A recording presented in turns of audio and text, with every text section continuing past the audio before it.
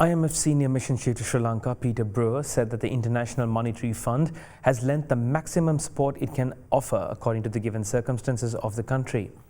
Joining an exclusive interview on At Hyde Park with Indivari Amawatta, Brewer said that the country has to go through strict fiscal reforms in order to build creditor confidence and open the path of lending.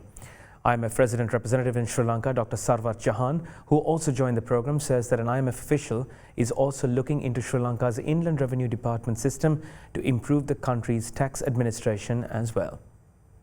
There are concerns and questions that the IMF should have done more to help Sri Lanka from a $2.9 billion EFF program, that the IMF is bigger than this. So were you working within certain constraints or restrictions, or is this a tailored package for Sri Lanka that looks at the crisis and addresses it in a certain way? Doing more has many dimensions. You referred to the size of the program. The IMF went right up to the limit it could go under the circumstances. An IMF program also has a catalytic role. When the IMF is willing to provide financing, then other multilateral partners, multilateral development organizations and bilateral partners take comfort that the reforms that are needed are taking place, and then they also start providing financing. And this dynamic is something that we hope will continue in the time ahead. Now, with respect to should the reforms have been deeper, should there have been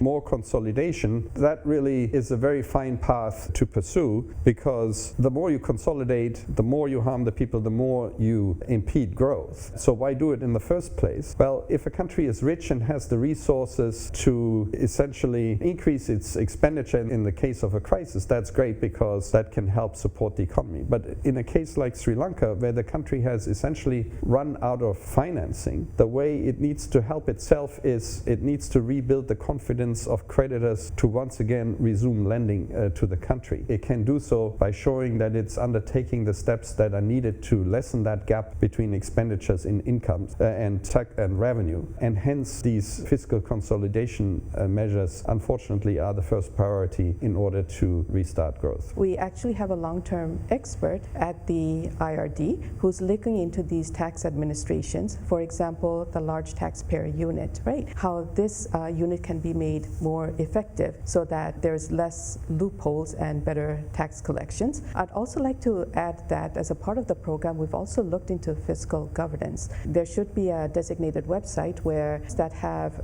procurement contracts over 1 billion rupees, report those on the website, or large firms that have been getting tax exemptions either from the BOI or from the SDB laws. They also report that. So I think these type of transparency will also help improve fiscal governance, which again will help collect taxes, and then the burden will be less on the poorer.